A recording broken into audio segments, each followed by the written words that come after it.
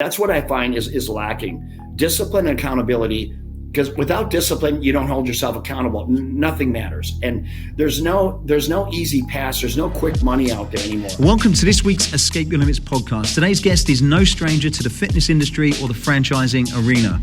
This entrepreneur got his big break after turning around a failing health club, and then with very little franchise experience, he discovered a new model that would allow him to build one of the world's largest wellness brands in the world, with over 6,000 franchises across 3 brands in 28 countries.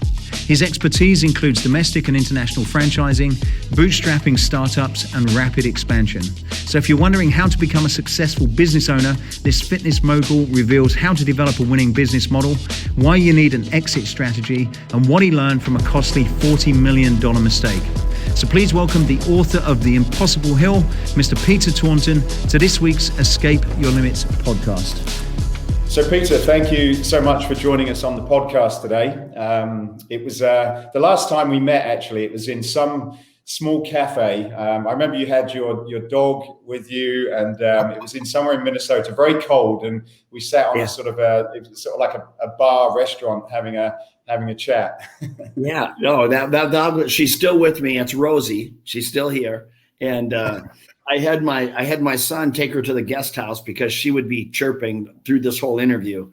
But yeah, I've been looking forward to this interview as well, Matt. I've always appreciated and respected what you've been able to do in your line of work. So I'm looking forward to it. Yeah, and we actually, I think April was there, who I think probably it was April that managed to connect us. So she was with you, and I think you were full into Snap at that particular point. Yeah, I'm sure I was.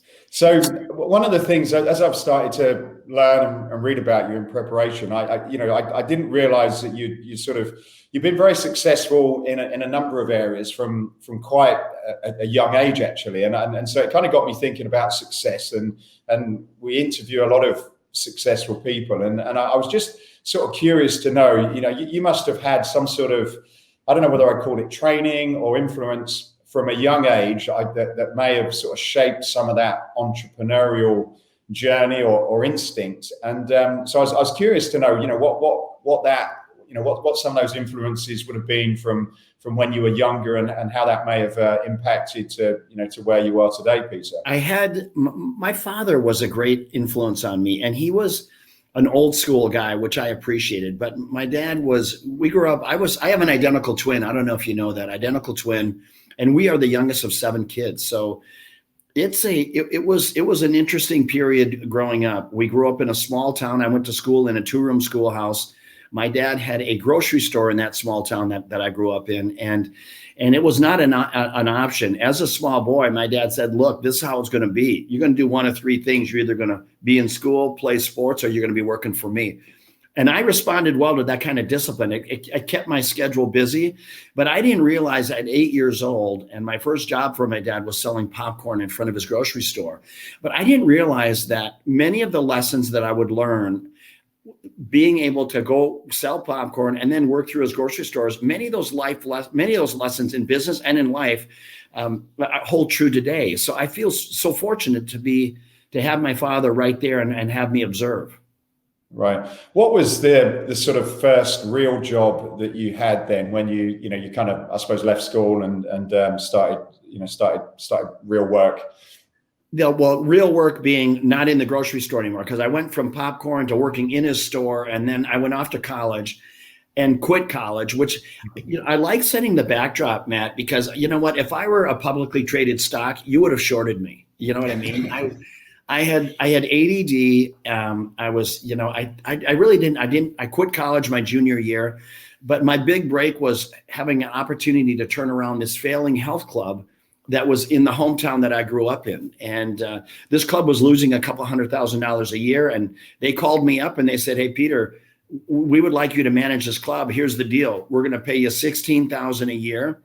The club loses $200,000 a year on just cash flow. It loses $200,000 a year. And here's the punchline. If you can turn it around, we will let you buy us out with the profits. And I always tell people, look, opportunity, it doesn't knock, it whispers. So you have to see your break. And from me, at that point of my life, 22 years old, let's face it, I didn't have a hell of a lot going on. So I looked at this. I didn't look at it like, oh my gosh, How am I going to turn around this failing business? I looked at it and said, I'm going to turn this business around, and this is going to be my start. This is going to be my break to where I can own my own business, just like my father did with his grocery store. So I really embraced it. I embraced the challenge, and I pressed forward. So who was Peter at that stage then? I know when I was sort of in my 20s, I think I was still sort of finding myself and what I wanted to be, and still probably partying quite a lot. So how would you describe who you were in that time? I was very disciplined, man. At the time, I was a professional racquetball player. So I was a touring pro for 12 years. And the discipline and accountability that you have to play any sport at a high level, it takes that discipline and accountability. Pair that with having the opportunity to watch my father work 7 days a week. And he was a working machine, and he gave his business exactly what it needed in order for it to thrive. And as a boy watching that, I saw how he got up early, came home late, and he did it on behalf of, he had 7 kids. I mean, he leveled up. He knew what his responsibility was. His responsibility was to provide and protect his kids and his wife. And that's what he did. And he did it very, very well. And so when I went in to take that business over, I knew that it was going to be a lot of work. And some of the most challenging days I had were early on when I took the job, when I took the position. So moving on to Snap, then, what gave you the idea to, I guess, 2 things? Come up with probably a slightly different business model that was around at the time. From what I understand, there was kind of bigger boxes and places have pools, and maybe sort of slightly different to what Snap ended up being. And more importantly, I suppose, taking it from a sort of a club which you owned, in terms of deciding that you were going to get involved in the franchise market. Because my guess is that you probably didn't have a lot of franchise experience when you started Snap. Yeah, zero. I had zero experience. So, it's a bit, which is why, my story becomes so interesting to so many, especially in the franchise space. But for me, it took me 20 years. That club that I had the opportunity to turn around, just to set the backdrop there, it took me 8 years to turn that club around to where I had enough equity where I could buy everyone out.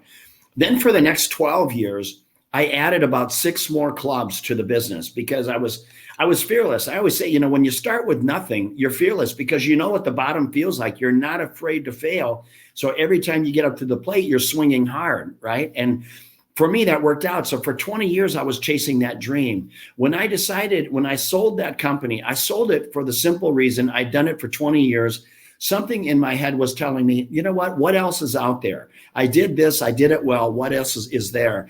Besides that, I was married at the time, and I had 3 kids, 5, 3, and 1. I was traveling a lot. I didn't want to be that guy. So I sold that company, and I'm about 40 years old. I had about $3 million in the bank, and I'm thinking, what is my next thing? And it was in that moment of pause that I came up with the idea of, what if I built another club? And one of my former employees was a real catalyst behind it.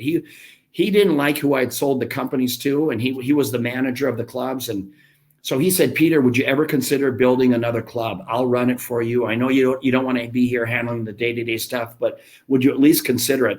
And I felt a sense of loyalty to this guy because he gave me 12 years of his life. If a hand grenade came in the room, he would have dived on it for me. He was just a beautiful employee. So I felt somewhat indebted to him. That's what got me in my head into the place of thinking, I'm going to build a club for this guy, but I'm not going to put indoor pools and racquetball courts and aerobic studios. So this club, instead of it being 40,000 square feet, the first one I built was like 3,000 feet. And instead of having 50 employees, I had 2. I built it. He was going to run it. And to my surprise, we sold enough memberships to cash flow the business in the first 90 days. I'm not going to lie to you. And at that time, I'm not even thinking about franchising. I'm thinking, well, this worked out. I built one club. It's cash flowing. I feel good about it. And I told him, I'm going to go ahead and build another one. And I built another one. The first club I built in an urban market. The second club, I built it in kind of a mid-sized market. That club performed the same way. 90 days, I'd sold enough memberships to cash flow for the year. Now I'm really intrigued. And I decided I'm going to open one in a small town. I built it in a club that was a population of 3,500 people. And I'm not kidding you, Matt, when I tell you that it was a one stoplight town. And I'm thinking to myself, I got to put a club here because I need to know how small can be. And I put that club in that town. The unit level economics were right in line. And that is when I knew I had a tiger by the tail. I knew that I had a product that was scalable. I knew that the product was relevant with what the consumer was looking for. So now it was just a matter of putting the systems and processes in place, which happens to be right in my wheelhouse. So I didn't know at the time. Had you talked to me, that was 17 years ago now. Had you pulled me aside 17 years ago and said, hey, Peter, are you going to build one of the largest wellness brands in the world? I mean, honestly, I would have looked at you and I would have said, probably not. But I would have chased it with probably not, but I'm certainly capable of doing it. And I've always believed in myself. I always knew that I was capable of building something great and impacting a lot of lives. And I knew I had the skill set to put together an amazing team. And here I sit today, 6,000 locations, 28 countries across 3 brands. So it's been an unbelievable ride, but make no mistake about it. I've had the opportunity to stand on the shoulders of some amazing people in the last 17 years. Yeah, that's quite amazing success, really. And I also understand you did in 1 year, you did 377 locations. So that in itself is quite a feat, isn't it? I mean, opening a new club, more than one new club every day. That's even hard to get your head around it. But that when I told you systems and processes, that's my wheelhouse. I mean, systems and processing and motivating people and setting the right expectation, that's my wheelhouse. Very good. So along that journey then, and obviously there was a lot that kind of went into getting to that stage, but what would you, if you had to sort of try and identify some of those critical stepping stones or critical success stepping stones during that process, from coming up with the idea, refining the model and sort of getting it to where it was up to this 377 almost. What would you say some of those kind of key points would have been on the timeline? You know what, man, I think that's an easy one for me. I think that one of the 3 most important things is the discipline and accountability part. We spoke about that earlier. And the other side of it is perspective. And many of the people that I'm coaching or consulting, that's what I find is lacking. Discipline and accountability, because without discipline, you don't hold yourself accountable. Nothing matters. And there's no easy pass. There's no quick money out there anymore. Sure, do some people get lucky? Well, of course they do. But you can't go into the business hoping for a Hail Mary. That never works. And so discipline, accountability, the last piece of it is perspective. Because so many people, they lack perspective. You wouldn't believe, Matt, the amount of people that I communicate with that they feel like they failed. And I always rewind the tape a little bit. Said, well, I find out where they were a year or 2 years ago. And then I measure where they are today. And I say, look, you're doing great. I mean, you're growing your business. You may not be growing it at the pace you're looking for, but your business is moving up and to the right. And that's a good day in the eyes of an entrepreneur. So have patience, have perspective, and just keep grinding. But always the other side of it is make sure that you're always relevant. Make sure if you need to pivot within the marketplace, that you do that. You have to just keep your eye on the game, keep your head in the game, the entire ride. So obviously it's a people business that you're in, and hiring good people and sort of identifying those key traits are probably quite a skill that you have to develop. So what was your hiring process, and what are some of the skills that you look for when building that, I guess, core team that sort of were influential in your success? When I was working for my father, one of the things that I observed from him was how his employees would walk on fire for him. And the reason they would is, even though he owned the business, you would see him stocking shelves, working the till at the checkout stand, running the books in the office. There was nothing, shoveling the sidewalk. There was nothing that he put himself above. And when one of his employees you have an employee that's responsible for keeping the aisle full. If he saw that the aisle was not full and well stocked, he was not above going in there, helping that guy, keep his lane full. And they just appreciate that. Then they knew that my dad was the kind of guy that was going to hop in the trenches with them. I took those same qualities into my business. My people knew, look, I'm here to help you grow. I'm here to mentor you. I'm here to square your shoulders off, get you pointed in the right direction so you can grow and prosper within the company that I've created. So I've created some amazing employees over the years by that. But by being not only a friend, I mean, a boss first, but then a friend, and really having this mutual respect for each other. And keep in mind, we're going to work hard, but we're going to be able to whistle while we work, because I always tell people, look, stay focused on the job that you've been assigned. You can't open 377 stores in a year with people jumping over into each other's lane. There were several lanes. There were people that were responsible within each lane. And it was a smooth transition between each of those build out processes. And it was a finding too. And I mean, the business ran like a Ferrari. Now, unfortunately, I stepped down from it a couple of years ago, and I'm glad I did that. But the 17 years, it was an amazing ride with amazing people who were dedicated. They believed in themselves. They believed in the company and the division, and they believed in me. And when that perfect storm blends together, that's when magic happens. Yeah, with I guess a big part of the franchise model is to be able to make the numbers work and to be able to show someone else how they can make money from this kind of business. How were you a sort of a financial savvy person when you went into this, and beyond that, what was it that you were trying to, what was the sort of goal from that financial side in terms of getting something that you felt could work both for you and for other people that got involved in the brand? When someone would come in and want to buy a franchise, before we would award the opportunity, and that's how honestly, that's how I look at it. I'm not selling you something. I'm interviewing you as much as you're interviewing me. So I'm before I award them the opportunity, I got to make sure that they understand that this is going to be work. So I set the table stakes for them to make sure that they fully understand what they're getting into. We spoke about a little bit earlier, perspective.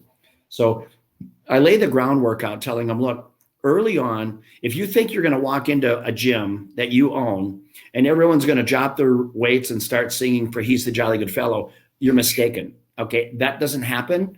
In fact, they're probably going to tap you on the shoulder and say, look, there's no toilet paper in the bathroom. That's what you're going to be dealing with. So get your head around that. It's going to be hard work.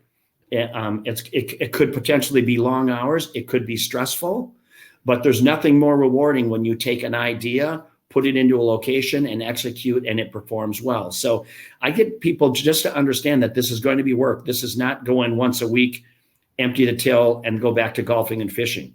So for me, and then the other side of it is the numbers. I tell them, look, the beautiful part about the fitness space, you've got fixed cost, and it's fairly easy to come up with what your fixed costs are going to be. Beyond your fixed cost, the variable might only be 10%. So I tell people, look, your fixed cost for this business is $30,000 a month. I break it right down for them. You need to have 470 memberships to cover your monthly nut. So let me put it this way. If you have 450 memberships and you need 470, every month you're going to reach into your pocket and pull out $1,000 because you're going to be $1,000 short. Mm-hmm. However, if you're at 570 members, every month your cash flow is going to grow by $4,000.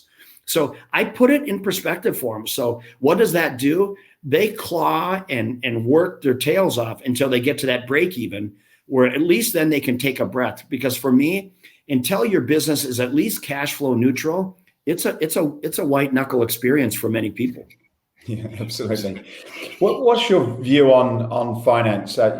Your first gym, you obviously sort of went in and spent a long time trying to create the cash flow in order to sort of buy out your partners at the time, and then you went on in a slightly different business model. But for you and for other people you're working with, what's your views on sort of getting funding to scale a business, and what is sort of some of the pros and the cons that you've learned over the years?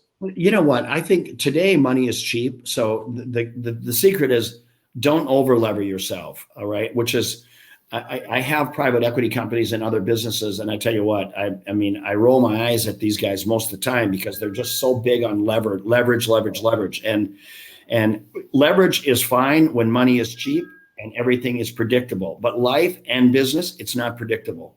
And unfortunately, when you have something like COVID come along, everybody just completely gets blindsided. And so when you're in that type of a situation, things can get very, very difficult. And so, leverage is good. It's a good use of capital, but don't be over leveraged. So in times of uncertainty, you get sideways.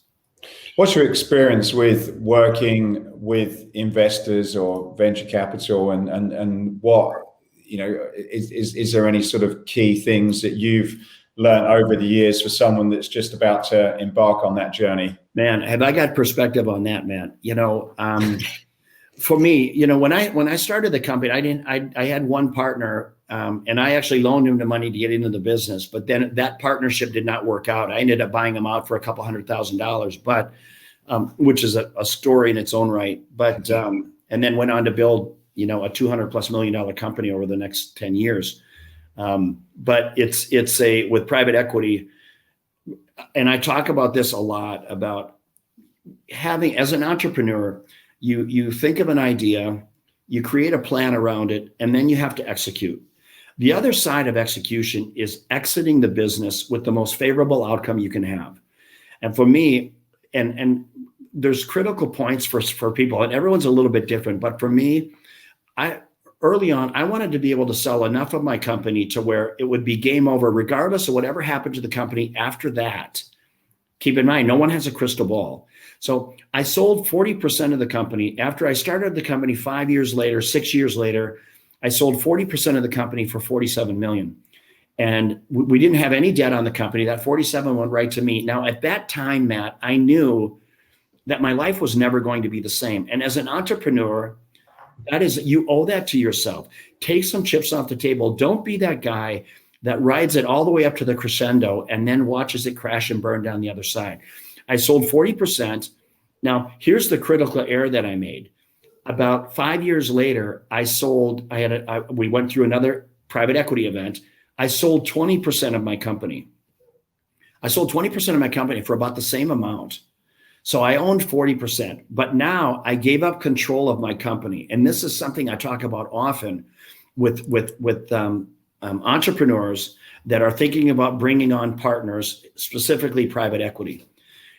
If I had that to do over again, I wish I had sold 50%, because as soon as you give the keys to someone else, you're no longer in control of the company. Regardless of what they say, at the end of the day, they own the majority of the shares. They can do what they want, and they will. If things ever get tough, if unpredictability, uncertainty ever come to the marketplace, they do have the right to come and move you along, or change the direction of the company, the vision of the company. So I'm a big believer on the second bite of the apple. When you give up controlling interest, don't do what I did and keep 20%. Now, I still own the company. We've had some dilution since I left. So today I still own about 20% of the company. But that was a costly mistake for me. That mistake probably cost me $40 million, I'm guessing. But keep in mind, prior to that, I had pulled on 100. So you're not going to see me in the soup line any day soon. But it's just, to me, it's about perfect execution. And I did not execute perfectly. And I always say, when you make mistakes, it's okay. If you're not failing, you're not trying hard enough. And that's certainly not a failure. But I learned from that lesson, and I'll never make that mistake again. Thank you for supporting the Escape Your Limits podcast. If you're thinking about creating a unique and engaging fitness space to take your fitness to the next level, then we have you covered. Escape Fitness design and manufacture some of the most innovative, attractive, and durable functional training and free weight equipment used by many of the best trainers and fitness brands across the globe. As a valued listener, we are offering you a 10% discount off many of the products on our website. You can check out the full range by going to escapefitness.com and use the code dumbbell. That's escapefitness.com using the code dumbbell. That's it from me. Please enjoy the rest of this interview. What was that like, from being someone like, I sense you're someone that kind of knows where you're going and sort of, like will make sure that you're going to get there at all cost. Having someone coming in and, as you say, suddenly then having the keys to the house, and where you are probably not able to do that and make those decisions like you were when, in the earlier days. How did you deal with that? Was it something mentally that you had to kind of work on to accept it and let it go? Was it quick? Was it easy? Or was it more of a struggle for a period of time? I was well aware. I mean, for me, I'm very practical. That's just how I'm wired. So I was well aware that I was giving up majority shares of the company that I founded. But the mistake that I made was a level of trust that I had in my private equity partner, that they were going to continue to keep to be running the play, right? And it's, and things change. And you know what? That's the right that they have as a majority shareholder. They have every right in the world to switch gears and do whatever they want to do because they bought that right. And I respect that. So for me, it would just be, I would put much more thought into what is that decision when you're making the flip from from a majority shareholder to a minority shareholder. Where a lot of pay attention to what's going on there. Once again, don't get greedy. I would sell a bigger chunk on the second turn. I might retain 20% at the most, but like I said, I wish I had done 40 and then another 40. But here or there, you don't get a do over.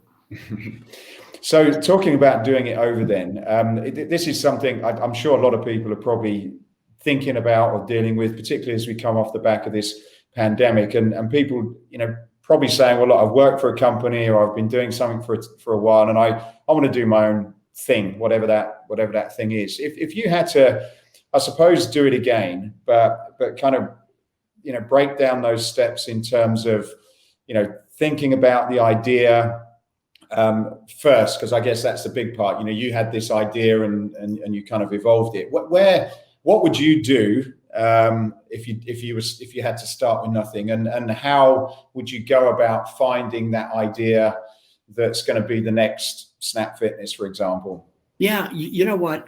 People ask, that's a great question, Matt. By the way, I get asked all the time. So how do you come up with ideas? And you know what? Ideas. It's paying attention to what's going on around you. And I want to just set the table. Some people think that they have to invent something brand new that's never been seen before. Look, there couldn't be any further from the truth. I mean, think about me when I started Snap Fitness. There was already 24-hour keyless entry clubs. The hotel space had been doing it for years. Enter a club with a room key. They'd been doing that for 15 years prior to me ever launching Snap Fitness.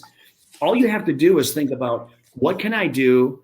I like what they're doing, but I can do it better. So if you can enhance a product that's already there, a product or service, that's a hell of a lot easier than trying to come up with a new widget that no one's ever seen before. All right. And even when you're launching a new widget, you not only have the expense of creating it, but also you have to deploy it. So all of those things, you have to educate the consumer who's never seen what you created. So when you're going down a place where you're providing better value, better service, people gravitate to that because people are sensitive to how they spend their hard-earned money. When you've got that idea, then there's obviously other things that go in even before you actually sort of start to set up a company. And I've heard you say something along the lines of, think small, be small, or something to that effect. How do you then go about, once you've got that idea, what's that sort of dream process to say, well, do you sort of come up with this great idea and say, well, look, I'm going to now, my goal is one day probably to be that market leader or the biggest person in the space. What's sort of like the right and wrong way to start dreaming and thinking about what you want to do once you've got the sort of seed of that idea? I think, you know what, Matt, I think I'm going to do it right now. I'm going to do it again. I'm with my consulting. When I look at companies, and I look at a lot of them, when I see one that has got potential, and there's one right now that I'm working with that I have a significant stake in the company, equity in the company, and I'm going to franchise it. It's an acai bowl product, and I'm just getting ready to launch it. The unit level economics in the stores are through the roof, and So I'm setting everything up. I've got financing set up that if you can come to the table with $50,000, I'll get you into business. These stores do $1 million+ a year. So think about it. I've got a business. I can get into it for 50,000. And I'm sharing this with you, Matt, because this is the mindset of an entrepreneur. I look at the product. I change some things with the product to make it an easier, less clunky, if you will. I streamline the operations of the business so it could be a franchisable business. I make it affordable. For 50,000 cash, if you have 50,000 cash, I'll get you into business. The entire business is about 200,000 all in. So you're going to lay down 50, you're going to finance 150. The stores do over $1 million in revenue. They drop about 22% to the bottom line. So think about that. I've got a business that drops about 200,000 to the bottom line on an out-of-pocket expense of 50. I've got the financing lined up. I've got the thing streamlined. You watch, Matt. We'll have an interview a year from now. I think by the end of next year, I'll have at least 60 to 100 stores, and then I'll be off to the races. Sounds like a very interesting business model. It is. I love it. And I'm excited about that business. But I look at a lot of them. And that's a business that's already in the marketplace today. Mm-hmm. But I'm gonna create a better product. Mine is completely organic, no sugar added, gluten-free. It's just a great product. It's a superfood. It's not dessert. It's a meal replacement. And it's affordable. It's affordable for people. So I look forward to it. It's my 10-year-old has it for breakfast every day. So I'll kind of line him up. I'll tell him to start saving. There you go. Well, if it's your son, I'll hook him up. No worries. So in terms of, I want to talk about rituals because, breaking those ideas down to things that you do on a daily basis and consistently, or rituals or habits. So you've got your idea, you've got your big dream, which is what you've got for your SIE business, and you're starting to work out a plan. But on a Monday, Tuesday, Wednesday, Thursday, Friday, what are some of those sort of rituals or habits that you're doing consistently to ensure that once you're ready to go, that keeps moving forward and you're kind of going to get to where you want to go? I think it's really important to have a to-do list. And for some reason, that's something, call it quirky, but I had a to-do list, but from a time I was 12 years old, things that I wanted to get done for the day. And I do that to this day. I have a to-do list literally every day that I get up. And if I'm looking at something and it's still there, if it's sitting on the list a week from now, then I ask myself, is this really something that is a priority for me? Because I not only make a list, I prioritize them. And if I keep kicking something to the next day, pretty soon I really think about it and maybe nixay it. But that level of having a to-do list keeps me accountable and it keeps me focused. If you just get up in the morning and float through the day and kind of take it as it comes, look, that's what Sundays are for, right? If you're just going to chill and shut your brain off, I get it. The other thing that I do, I start my day every day with a workout. For me, it's the one, number one, it's good for my head, it's good for my soul, and it's the one box that I get to check right out of the gate. And it requires discipline and accountability. So straight away out of the day, I'm exercising discipline, accountability, execution, which is, that's a great mindset in itself. I've heard you talk before about business plans and the importance of creating a good business plan. You've probably done a lot. For people that haven't done that before, what are some of the key, I suppose, or the fundamentals that you would want to see on either a business plan that someone's presented to you or one that you were doing yourself? Most of the plans that I look at when I'm coaching people, early on, I see there's very little, they're not raising enough capital, number one. If they need capital, some people can self-fund it. And I love that when they self-fund.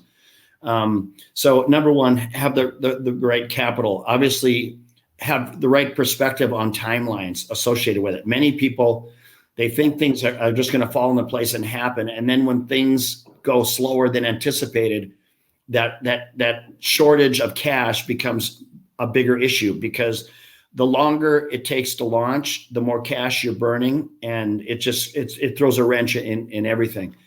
The other side of it is when people are starting companies, starting a business, they're using their own cash, and they feel like they want to raise capital. I tell them, look, there's a time to raise capital if you need to. Now, for me, believe it or not, I started Snap Fitness, which later converted to Lift Brands. It evolved into that. I started that with 300,000 cash. So understand, 300,000 cash. I never looked back. I never needed more capital. When I sold 40% for 47 million, that went right into yours truly, right into my checking account. Okay. It didn't stay in the business to fund growth because I was spinning off cash every month. I didn't need it. I did it purely for myself because you owe it to yourself as an entrepreneur. But I tell people, if you're going to go raise cash, understand the first cash you raise is going to be the most expensive. If you're classified as a startup and you're going to go raise capital, you're going to get skinned. I mean, and understand it, as rightfully so, because you haven't proven yourself yet. You haven't proven that your business is viable. You've got big dreams and you got fancy spreadsheets, but you haven't executed on the spreadsheet. That's the difference between a dream and what I was doing, which was hard facts. You know, if you and when I sold a portion of my company, nobody questioned the valuation because I would tell them, hey, look, just wait. If you want to wait a year, no problem. The only difference is instead of having 600 stores, I'm going to have 750, right? And you're going to pay a premium then. So they knew that and they made the right bet. So raising capital, it's something that you really have to think about when you do it, when is the right time, and then what's the right valuation. One last point about capital, Matt. I get a kick out of people. I look at a lot of businesses that get thrown in front of me that they want my partnership, they want my cash, and they want my IP. And I ask the founder, how much money do you have into it? And many of them have very, very little. Now there's a difference if I know they have money, and when I get into businesses, I ask for the founder's last 2 years tax return. I want to know what kind of money he's making. Now, if he's making $80,000 and he's got 50,000 in this business and he doesn't have any savings other than that 50, I have no problem with that because he's all in. No problem. He's got his life savings on the line. I love his courage, and that's what I buy into. I think in businesses, many times you got to bet on the horse. That's the horse I want to bet on. Now, switch the tables a little bit. He has a couple $1 million in the bank and he's got 100,000 invested in the company that he founded. And he wants me to invest $500,000 for 10% equity. Those deals, I tell him I'm going to pass, but then I pull him aside and say, look, your numbers are effed up. Okay. Your numbers are effed up. You're not at a stage where you're going to raise that kind of capital. You're overvaluing your company. And if I were you, I would put more cash into the business because it's going to look better on your balance sheet and it's going to make you look better too. A big part of what we've talked about, Peter, is the cash and money side of things. I've also heard you talk about don't chase the money, or don't lose yourself in it. What do you mean by that? Don't chase the money, because obviously that's a key part in what you would, or anyone I guess would look at in a business. Money is fleeting and it's fast. And what I mean, don't chase money, is some people say, look, I want to be a doctor. I want to be a medical salesperson because they make great money. But they have no interest in medical sales. They have no interest in being a road warrior, driving around. So the dynamics of the job don't fit the personality qualities of the individual. They want to go down that path because they like the idea of the money. Now, to me, find something that you can be passionate about. And as cliche as that sounds, everybody said, do something you love and you'll never work a day in your life. Hey, look, I get that. But there's a practical side of that as well. And to me, if you're going to start a business, for damn sure, go into a business that you love, that you are really passionate about, because that passion is what's going to keep you there. Steve Jobs had a great quote. He says, you got to be a little bit crazy to get into business, because even you get into business, you got a 9 out of 10 chance of failing. It costs more money than you thought. It takes more time than you thought. I mean, why would you do that? Right. And so the truth is, you got to love it. You got to literally love it. And even with the company that I'm consulting for now, there's several of them. I tell the founders, hey, look, this is the last thing you got to think about when you go to bed, and the first thing you think about in the morning. You got to have that level of focus and commitment to this dream, because there's no stupid money out there. You got to go get it. If this is your dream, you got to run it down. Okay, you got to run it down like a rabid dog, because it's not just going to sit there and wait for you to snatch it. You got to go get it. Yeah, it's certainly not. Running a business is not an easy thing, and I guess my guess is you've had many sort of ups and downs in that journey, and I suppose times where you've come home and maybe sort of had to figure things out. How did you deal? Like, what were some of those I'll call them maybe mental obstacles or mental challenges? What was that like, and what did you do when you had just an absolutely terrible day and things didn't go well? How did you sort of bounce back and be smiley Peter the next day? Yeah, well, it's a great question, Matt, and I'll tell you, it's so critical that when you get up in the morning, when that person is staring back at you in the mirror, that you absolutely believe in that person looking back at you. That is bar none the most critical component, because life is uncertain, it's unpredictable. In fact, I always say the only thing predictable about life is its unpredictability. And if every time something unpredictable comes, you feel like you've been blindsided and it completely rocks your world, if that's how you react to that stuff, then probably being an entrepreneur you're not ready for it yet. You're not mature enough yet for it, because with business, just like in life, there's a lot of those moments where they are gut-wrenching and challenging. The only difference when it happens in business, your business either collapses and you affect the lives of every employee that works for you. So you have to think about that. You have to think beyond yourself.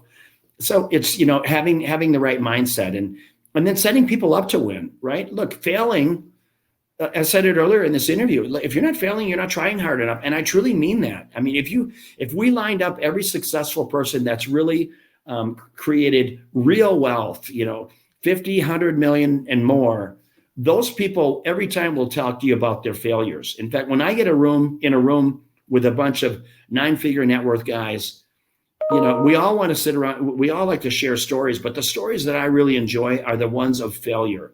Who wants to hear about everybody's win? F that, right? I want to hear about, tell me the road rash stories. Tell me, how did you overcome obstacles? How did you make the impossible possible for yourself?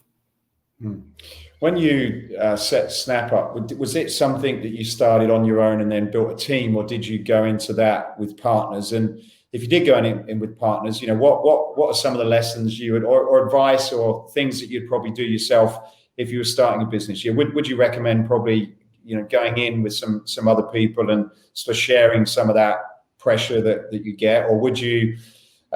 Based on your successful exit, would you recommend, like, if you can do it on your own and have all of that control, that would be a better route forward, or is it just very personal? For me, I started Snap Fitness by myself. In fact, as I mentioned earlier, I brought a partner with, and he was a partner. He had no money. I said, okay, let's start this concept. And I asked him, how much money do you have? He goes, I don't have any money. I gave him 10,000 and he gave it back in the company, right? I mean, so I just wanted him to be part of the company. Now, at the time, I didn't know how big it was going to get. I mean, I just appreciated his effort and his last 12 years of loyalty to me. But unfortunately, the dynamics within the partnership changed very quickly. Even we had about 12 stores, and his work ethic just was not there for some reason. So for me, if you can start it by yourself, I would do it, right? Just make sure that you've got enough capital, enough dry powder to drive the business. For me, I had 20 years experience before I started Snap Fitness. So I felt like I was very prepared. I didn't feel anyone was going to come in and teach me about the health and fitness space. I was an expert then, and I'm an expert today. Growing the company, crawl, walk, run. I mean, I didn't go out and hire a bunch of IT people, marketing people, and sales. I didn't do that. I brought them in as I grew the company. I outsourced marketing. So a lot of this stuff is available as an outsource. It's even more prevalent today. So today you can start a company for a hell of a lot less than I did, because there are some subcontractors that are willing to do this stuff from home on an hourly rate or a project base, which makes it very easy. With this new company I'm launching right now, the Acai Bowl, I tell you what, I mean, it's a different mindset. As COVID came in, it pushed everyone to work from home, and I think the new work environment moving forward is going to reflect that. I think the new work job, the new workspace is going to be maybe 3 days in the office, 2 days at home. And I think some companies will even allow people to work from home because they've been able to measure. It forced people to allow people to work from home. They were always apprehensive because they didn't know if they were going to get the same performance out of them. Now, as we're coming out the other side of COVID, I'm firsthand experience. My employees were just as productive at home as they are in the office.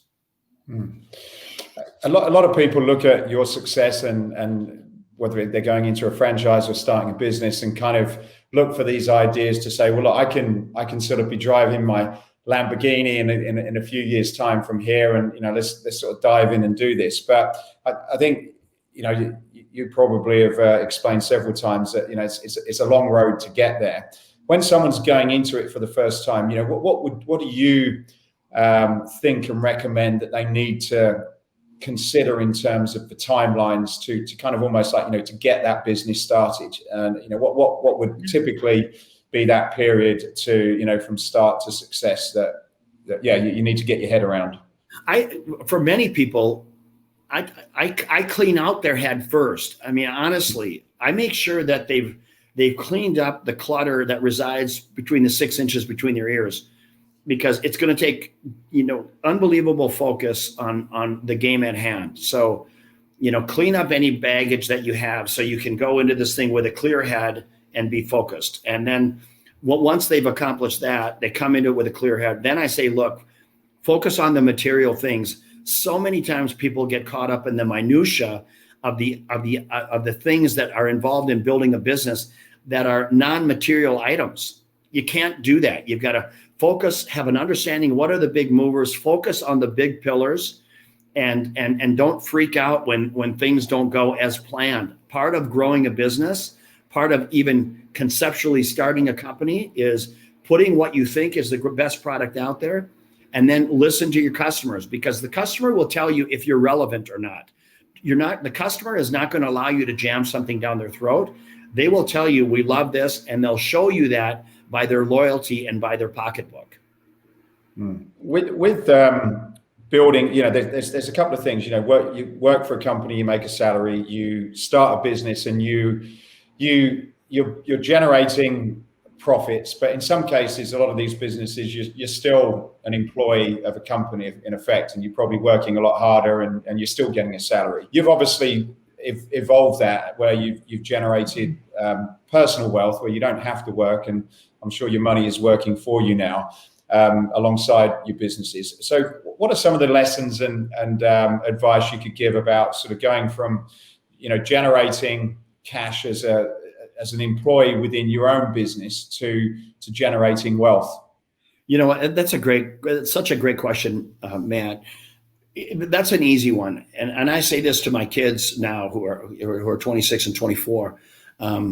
Look, when you have some disposable cash on the sidelines and you're going to put it into something, it's important that you take a little bit off to the side for yourself to live and enjoy life, because, carpe diem, live in the moment, live in the now. But the fiscal responsible thing to do is take a lion's share of your savings and put it into non-depreciating assets. So get your money working for you. Even if it takes where you've got to save 10 grand, 20 grand to get into a piece of real estate that's paying you rent.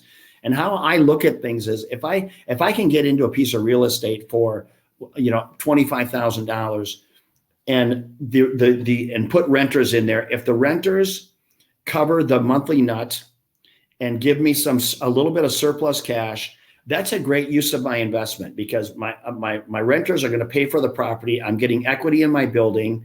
Once the building's paid off, I'm going to have cash. I can sell it. It gives me a lot of flexibility, as opposed to going out and buying Bitcoin or something like that. Now, look, I own some Bitcoin and I know the story, my God, and I can thank my son for it, right?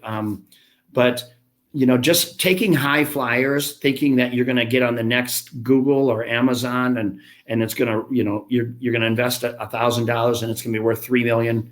Look, those are Hail Mary thoughts. And, the far more of those are losers than winners. So I go at it from a very practical perspective. I like diversity in my portfolio, but the most important thing is, don't be that guy that's out there. He's car rich, meaning he's driving $100,000 car and he's got $10,000 in the bank. Okay. Don't be that guy. Don't be that guy standing in front of that rented Lamborghini, rented Ferrari, fanning $100 bills. We see it all the time. There's so many posers out there. There's so many fakes. And that's the unfortunate part about social media. I mean, if you've got an iPhone, you're live on social media and you make it look easy. It's everyone's highlight reel. And guys like me are the ones that got to go up and clean up the brain damage behind that, because so many people think that they completely suck because they've been doing something for 4 or 5 years. They're not getting anywhere near the traction. And some Yahoo next to them says, this is what I made in 6 months. It's full of half truths. And unfortunately, people believe what they see. And that's, to me, I could care less until it affects somebody's mental psyche or it breaks their heart. Good. Very good advice there. You are obviously had a consistent success in a number of things. I even found that you run a big music festival. Is that correct? Yeah, and that's right now when I step down as a CEO, Matt. I know you can appreciate this. Sitting back one day, and I'm a slow learner, right? I'm in my 50s, and I'm thinking, God, I wasn't that happy. I was single. I'd been divorced, single, and private jets and yachts and penthouses and this beautiful lake home I'm in now, and I was miserable, right? And I just said, damn, what am I doing? So I kind of reset my life a little bit. I said, look, I'm just going to focus on things that really bring me joy. So the music business brings me joy. I have a lodge in Africa, just on the northeast part of the Serengeti, that a good friend of mine and I own. And I absolutely love it. I was just there the other day, just a couple of weeks ago. So I do things that I love. I surround myself with great people. Today I have an unbelievable girlfriend, Carolina, and she's awesome. So it's, life is really, it couldn't be. I'm living my best life right now. But the most important part of it, it's not about the money. It's about the relationships, the people. I've got a newfound appreciation for the friendships that I've made, the friendships that are yet to come, that I found someone to share it with and help people along the way. At the end of the day, that's really where it's at. And I know that sounds so trivial, and people probably want to throw up when they hear stuff like that, but for real, money can't buy you happiness. And so really live every day, be happy, love, be kind, be compassionate to others. And life's a hell of a lot more enjoyable when you do that. With some of the characteristics or things that have to happen to get, and I know we've spent a lot of time talking about sort of more, business and financial success, but in general, how much of that, and I suppose this is more for people that are probably, they're either just starting or they've come off the back of some changes, and I know quite a few people in that position at the moment. And I think a lot of it also comes down to sort of having that personal belief when things may not be happening to sort of say, look, eventually it is going to work. But in your experience, in again working with a lot of entrepreneurs in your Snap business that have been going through this, how much of it is down to people's work ethic and, no matter what your intelligence is, but, hard work, or is it very influential on, luck, timing, or just, kind of being in the right place at the right time? And obviously when you started your business, that was quite a unique situation where, although you worked hard to turn it into something, you had this business opportunity. And I suppose people could say, well, if it wasn't for that, he wouldn't be where he is today. But, what would you say to people that are trying to get that belief in what they're doing? And what are some of the key things for people who are probably not the smartest, but they're just, they're committed to work hard to be successful? Well, we hear the cliche all the time, the harder you work, the luckier you get. And there's some truth behind that. And there's no fast money out there. And I think if you go into business and life with that mindset that there's no fast money, that this is going to be work, and there's that in itself is a great place to start from, to settle into that mindset. And then understand, set goals. In my book, I talk about setting your North Star. What does that goal look like? And set that goal. And then it's so important that you set milestones along the way. And we talked about it a few times in this interview, perspective. For me, when I wanted to build my health club brand, I had an idea in mind, but I set milestones along the way. It was important that I did that because along these milestones, I see movement. So if I'm looking way out at the North Star, it feels like I'm never gaining on it. I'm never getting there. But setting these milestones, I see movement, and movement is motivating. So I tell people, you know what? Set your dream. What does your perfect life look like? Set some milestones along the way that are going to move you in that direction. It's going to take discipline, accountability, have perspective. For me, I chased that dream for 20 years before I launched Snap Fitness. And then Snap Fitness became my springboard, where it literally grew like a hockey stick. Now, to your point earlier, Matt, right place, right time, right execution. Call it luck. But I tell you what, for me, I'm a Christian, and I think I felt like I was prepared. I was put in the right place at the right time. As we said earlier in this interview, I grew up youngest of 7 kids. I went to school in a 2-room schoolhouse in a small little town in Minnesota. You'd be hard pressed to find a more isolated community than where I grew up, right? Quit college, ADD. I mean, give me a break, right? So I'm living proof that anything is possible. And in the book that I wrote, that's the goal. The goal there is really to share real life stories, not some guy with bullshit business theory who's never ran a company before. My stories, they're real life stories.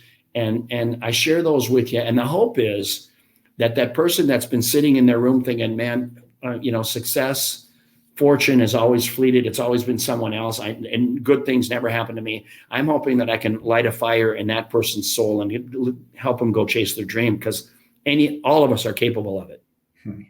So to put some clarity in terms of that work ethic and what it means. So when you were prior to setting out with some of those big numbers, or executing your exit strategy, what did the typical week look like in terms of Monday to Friday in general? How many hours did you work? How did you like to structure your week in terms of making the most out of it? Just to give people an idea of what that sort of looks like in terms of effort.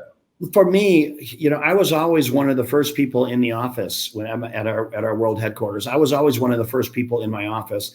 I truly had an open door policy, and so one of the first in the office. And some days, let's face it, I never really knew. Some days I was a cruise director, and some days I was a firefighter, and I never knew which hat I was going to wear. And that comes with the turf of running a company and making decisions. You have to have the stomach for it. I really, you have to be able to make decisions. You can't think about the fact that the decisions you make are going to affect 400 families and their livelihood. So if you get your head around that, some people, they would crumble under those things. But so you have to have the right mindset. For me, open door policy, one of the first to be there. And I would leave later in the day, 5, 6 o'clock. But I was never measuring how much time I was putting in. It just was that demanding for me. And then the other side of running a company is really getting to know my employees. And like, as I said before, I was their boss, but I was also their friend. I had so much, success in my business. I co-signed for some of my employees' homes, helped them buy their first car. And I tell you what, the real blessing in building an empire is when you get to vicariously experience these, one of your employees getting married for the first time, buying their first new car. I mean, do you remember, Matt, when you bought your first new car, that new smell, right? I mean, for me, I was later in life, but having your first brand new car, or when you buy your first house, have your first child, you get to replay vicariously that narrative, through thousands of employees over a lifetime. That is what I really appreciate. And I always made a point with my employees to say, hey, look, I want you guys to know what we're doing here is amazing. I mean, literally in franchising, if you have 100 stores, just 100, you operate in the top 5% of any franchise that's ever been created. Okay. So when you start talking about thousands of locations, I mean, you are in such an elite class, and many of these employees of mine were there from the very beginning. And the beautiful part is, I mean, I hired a guy that worked at a bakery. I hired a bartender, and I mean, all walks of life. a school teacher, little admin person for a little school.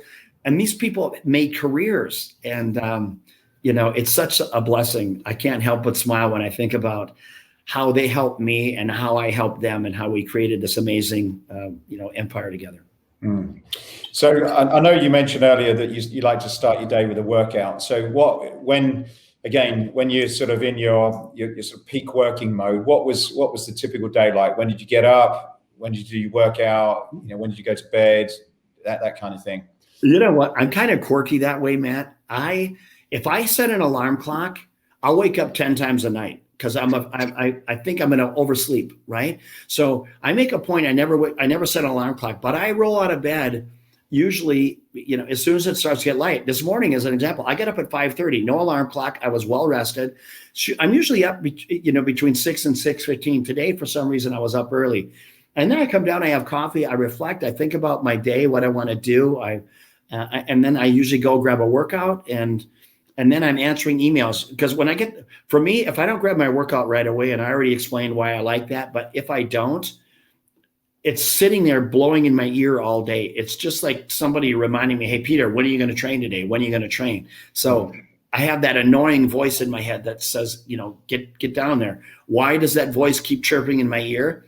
Because that's a standard that I set for myself, that I am going to get my fat ass down into my gym and work out. I'm going to do that every day, right? And I'm going to move some weight around. I'm going to do some cardio because I know it's good for me. It's good for my heart, good for my head, good for my soul. And what about when you finish the day? Do you have any sort of winding down plans? Do you do meditation or anything to sort of like get you off that 100 mile an hour You know what?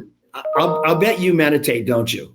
I don't. I wish I could. Everyone talks about why I should do it, and I probably need it, but no, I don't. I can't. My head's always racing. I mean, literally, I was in an executive physical, and the guy says, "Hey, Peter, have you ever meditated?" I go, "No, I hear about it all the time, just like you just said. I hear it's good for you." So he goes, "You should meditate a little bit just to, decompress." So I go, "Man, you make that sound so peaceful. I'm going to give that a go."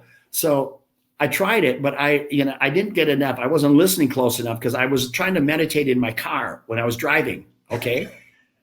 And he just rolls his eye at me. He goes, "Peter, no, man, you got to find a quiet room." So I know that we should do it, but I don't do it. So for me, I'm slowing down. Last night, I sat on the end of my dock. I had a nice glass of wine with my ex-wife and my 2 kids. And it was, very relaxing. So I do that.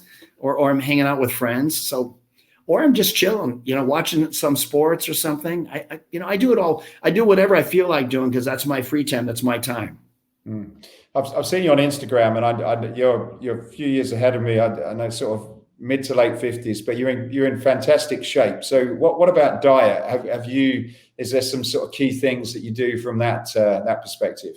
Yeah, you know what? For me, what works in my nutrition regimen is, I eat a lot of vegetables and salads, things like that, and I eat a fair amount of protein. Okay, so I don't overdo it in the protein because my body doesn't need it, right? And I try to be. I just started literally trying to drink a gallon of water a day. That is a feat in its own self. I'm here to tell you, because I wasn't drinking enough water. But for me, I try to eat clean. With that said, I don't beat myself up. I have a sweet tooth. If I'm going to have cake, as an example, don't give me a sliver. I'm going to have a freaking wedge, okay? And I'm going to put ice cream on it. So I always say, when you're going to go big, when you're going to go big. So if you're going to have cake, if somebody gives you a cake for your birthday, and here's a true story. If someone gives you cake for your birthday, the worst thing you can do is have a slice a day for the next 12 days, okay? Worst thing you can do. Eat that damn thing until you're sick of it. I don't care if you eat half the cake, because once your glycemic index is up, it's already up. Okay. So have ice cream, have it till you're sick of it, but then throw it away. Be done with it. Right. It's just like pizza. Have as much pizza as you want, but don't have pizza every day. Right. So that's kind of how I roll. I eat clean, but when I cheat big. So what, in terms of your own mental development and learning, you've probably had a ton of things you have had a ton of things that you've had to learn as you go along. Have there been any sort of, books, podcasts, seminars that you've found have been useful, or have you just sort of learned from being on the job and just sort of taken all that in terms of your personal development? Yeah, you know what, Matt? I learn every day. I mean, I try to. I have so many friends that I've met along the way that are so smart and so ambitious, and so and we stay in contact. It's just like me meeting you. Now we're friends. So things come along, you keep in touch. So there's that. And then today, the podcast, the arsenal of podcasts and knowledge that's readily available through that and through YouTube. It's absolutely amazing. I read a little bit. Most of the time I'm listening to it on books as I'm driving or something like that, books on tape. But there's a wealth of knowledge out there for anyone that's looking for it. You just have to go get it. So you're talking of books, you've got your own book called The Hill Taker, is that right? The Impossible Hill. Impossible Hill. Okay. Yeah, impossible. Yep. So in terms of the of being a hill taker, so what is a hill taker then? We all are. I mean, we all are at some point in our lives. You get to that moment where you've overcome, either personal circumstances, business circumstances, and originally when I wrote the book, I wanted to call it Taking the Hill. It's something that I talk about often, even if I'm public speaking. I say, look, we all have those moments in our lives where you have to take the hill. You have to take the hill for maybe somebody that is, that is weaker. I mean, I got a real issue with bullies and picking on the inferior person. Man, woman, doesn't matter. So sometimes you have to take the hill for people like that. Sometimes you have to take the hill for a movement, and it takes courage. Taking the hill means that you're gonna run up the hill, and you hope that those behind you fall in line. And so those moments, and we have them multiple times throughout our life. So that's what the book is about. It's about, believing in yourself and having the courage to take the hill for yourself when you know that there's a high probability of failure, and that's okay. And what was the motivation behind writing that book then, Peter? You know what? I'll be honest with you. So I connected with Forbes. Forbes hired me to do a master class. And it was through that process of doing the class that a couple of my now good friends within Forbes said, dude, you got a book in you, man. Your story is so incredible and it's so inspiring. Let's do it. And it's kind of funny. I was always thinking, if I was ever going to write a book, I had this vision of me sitting at my kitchen table with a pen in my hand and a chief tablet in front of me. And I'm just kind of looking off in the distance and writing thoughts down. It couldn't be any further from that. It's literally, going through a deep interview process of, tell me, take me back to the beginning, and then getting, unbelievably granular through the process. And, then the writers will write what you're talking about and sharing the stories, and then you proof it and read it and edit it accordingly. And it's a very, very efficient way of writing a book. What do you hope that people will get that read the book? I get responses daily from people that have purchased the book. And the beautiful part, I mean, for me, and maybe it's because I have my ADD, but I didn't want to create this book that's like reading War and Peace, right? This is a 4 or 5 hour read. Okay. And, most people say, man, I'm so inspired by this, taking the hill. I talk about, how to pivot in your life, and, the 3 steps in doing that, this, which takes courage in itself. But people are motivated by it, people are inspired by it, and if that's what I've accomplished through it, then that's a job well done in my eyes.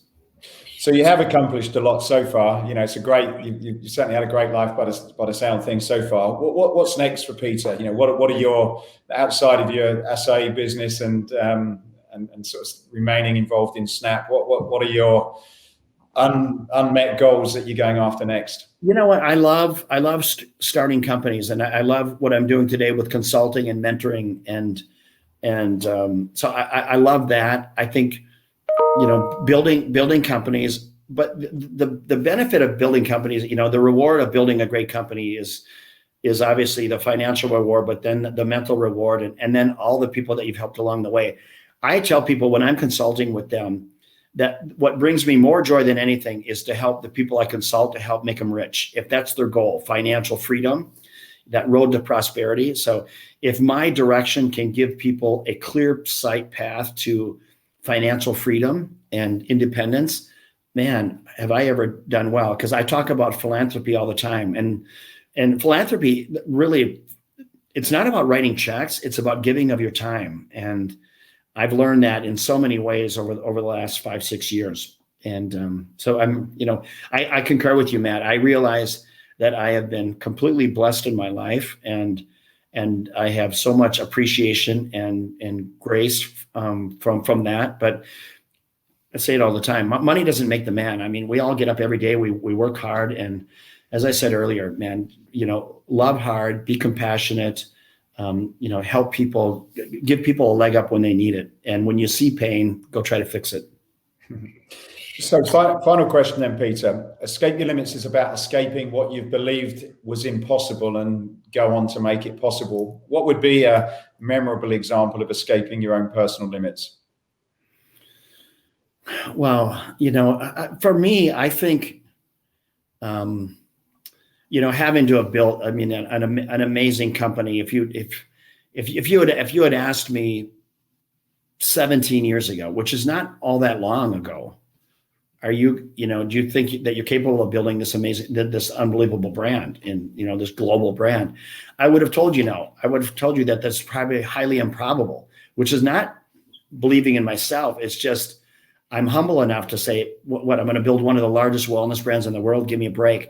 That's what I would have said, but I knew that in the back of my mind, I would have said, if that's in the cards for me, I'm in, right? So I think I believed in myself and really brought it to full fruition.